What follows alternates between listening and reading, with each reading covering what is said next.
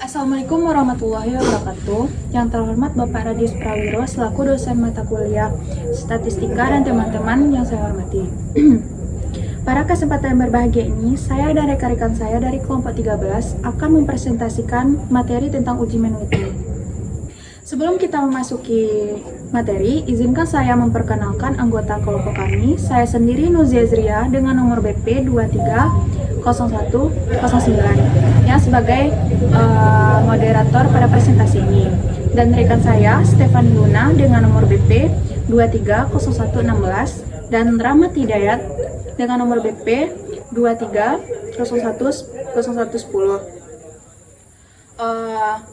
Baik, untuk materi pertama akan disampaikan oleh rekan saya, yaitu Stefani Luna. Kepada Stefani dipersilakan.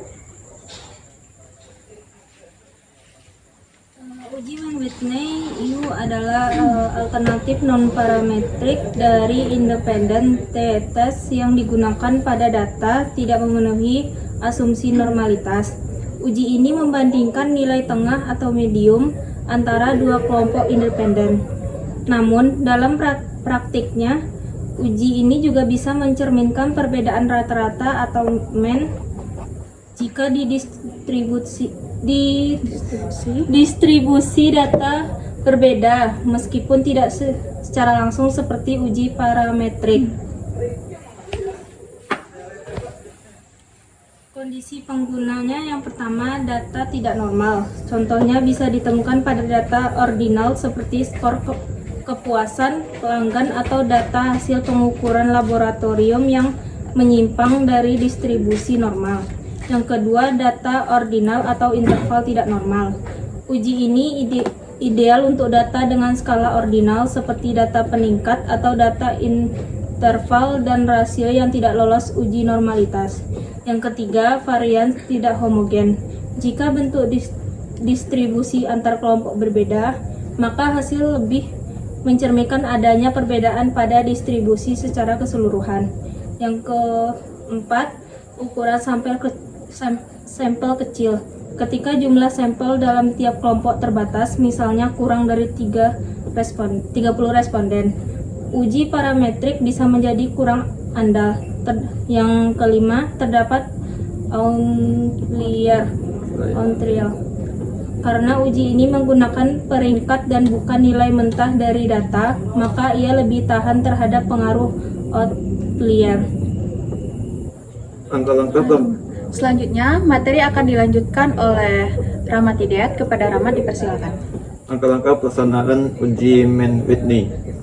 Hitung statistik uji U sama dengan min U1, U2, di mana U1 sama dengan N1 kali N2 tambah N1 buka kurung N1 tambah 1 per 2 min R1. U2 sama dengan N1 kali N2 tambah N2 buka kurung N2 tambah 1 per 2 min R2. Ringkasan pelaksanaan uji Mann-Whitney. Keterangan N1, N2 adalah jumlah sampel dari masing-masing kelompok. R1, R2 jumlah ranking dari masing-masing kelompok. Pilih nilai U terkecil dari U1 dan U2. Hasil uji Mann-Whitney, perbandingan tingkat kepuasan pelanggan toko A dan toko B. Data skor kepuasan toko A 3,3,5,2,6,4, toko B 7,8,5,9,6. Ringkasan perhitungan. 1. Jumlah ranking toko A buka kurung R1 tutup kurung titik 2 17. Jumlah ranking toko B R2 sama dengan 38. U1 sama dengan U1 sama dengan 23. U2 sama dengan 2. U statistik uji sama dengan 2. Nilai kritis A sama dengan 0,05, N1 sama dengan 5, N2 sama dengan 5/2. Kesimpulan, uji Mann-Whitney merupakan metode statistik non-parametrik yang efektif untuk membandingkan dua kelompok independen, terutama ketika data tidak memenuhi asumsi distribusi normal atau homogenitas varian. Uji ini menggunakan pendekatan berbasis peringkat sehingga lebih tahan terhadap outlier dan cocok untuk data berskala ordinal maupun data interval yang menyimpang. Selanjutnya ada satu contoh soal yang akan dilanjutkan oleh saya sendiri.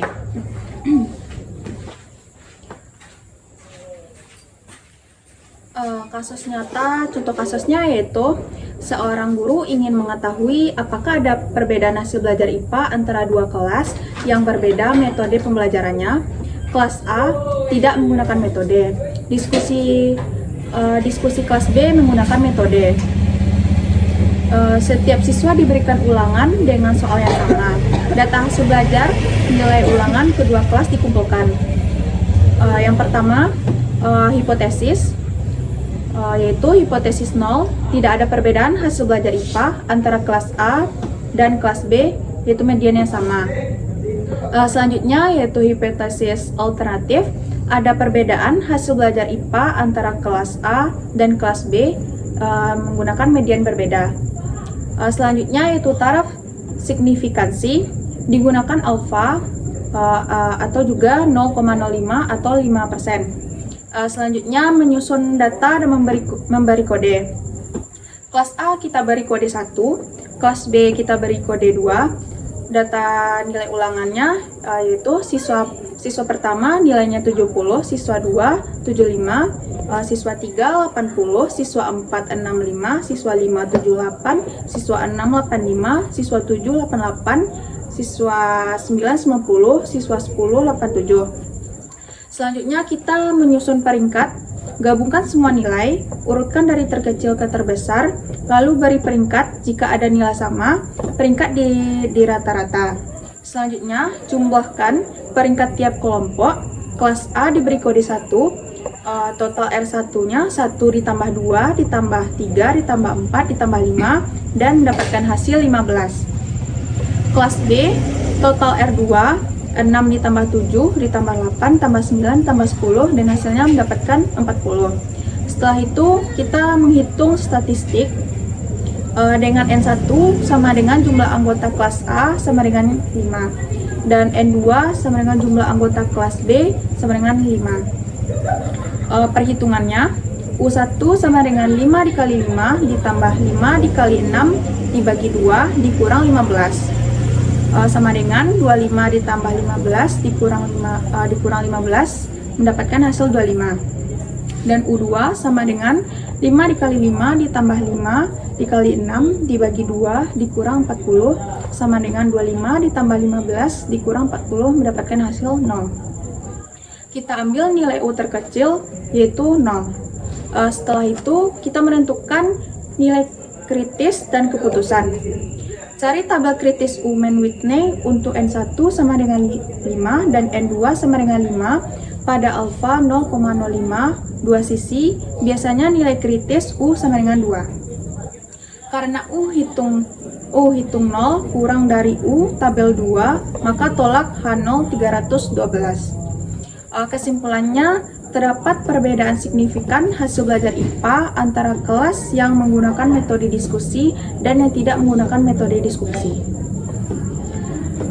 Demikianlah presentasi dari kelompok kami. Apabila terdapat kesalahan dalam penyampaian, kami mohon maaf yang sebesar-besarnya.